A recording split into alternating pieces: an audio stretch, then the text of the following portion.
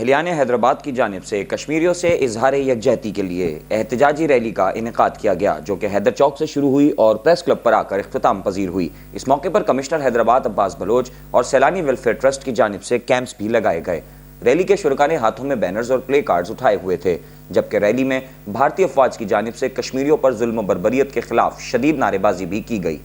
Rally میں district police امن committee کے chairman Imran Suhrawardy, Hyderabad chamber of commerce and industry کے نائب صدر الحاج گلشن الہی، سینئر نائب صدر Shakir Memon, law and order sub committee کے ڈپٹی چیئرمین یوسف میمن سمیت چیمبر کے دیگر عہدیداران و ممبران اور حیدرآباد کی دیگر سیاسی، سماجی، فلاحی، تاجر شخصیات کے ساتھ ساتھ اہلیان حیدرآباد کی بڑی تعداد موجود تھی۔ بسم اللہ الرحمن الرحیم۔ آج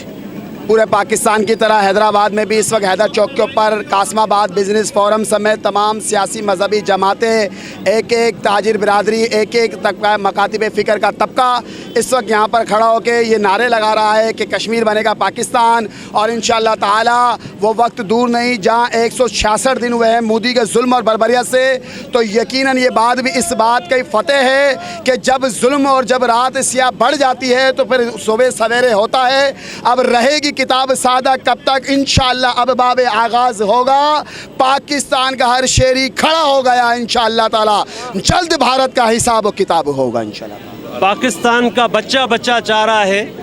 کہ کشمیر پاکستان کا حصہ بنے، یہ کتنے بھی مظالم کرے لیکن ہمیں یہ جھکا نہیں سکتے۔ پورے پاکستان کے 22 کروڑ عوام ہمارے کشمیری بھائیوں کے ساتھ ہے، اور یہ ہم کشمیر بنائیں گے، اور پاکستان آرمی اور پاکستانی عوام کے ساتھ مل کے کشمیریوں کی مدد کریں گے اور ان کے لیے جنگ لڑیں گے اور ان کو پاکستان کا حصہ بنائیں گے۔ مودی کے غنڈوں کو یہ بتانا چاہتا ہوں کہ آپ کشمیر پہ 166 دن ہو گئے ہیں ظلم کر رہے ہیں، مگر کشمیر یہ ظلم سہتے ہوئے انشاءاللہ وہ اپنی آزادی اور پاکستان میں دم ہو جائے گا۔ مگر آپ اپنی فکر کریں، آپ اپنی فکر کریں کہ آپ کے ہندوستان کے انشاءاللہ ٹکڑے ٹکڑے ہونے والے ہیں اور ہوئیں گے۔ ظلم کتنا بھی بڑھے گا وہ ایک دن جو ہے نا اس کا جو ہے نا وہ ایک دن اپنی انجام کو پہنچتا ہے، اور ہم اپنے افواج پاکستان کی عوام کو سلام پیش کرتے ہیں کہ وہ کشمیر کے درد، دکھ اور اس کے خون پسینہ جو بھی ان کا بہ رہا وہ یہ سمجھتے کہ ہمارا یہ خون پسینہ بہ رہا ہے، اور انشاءاللہ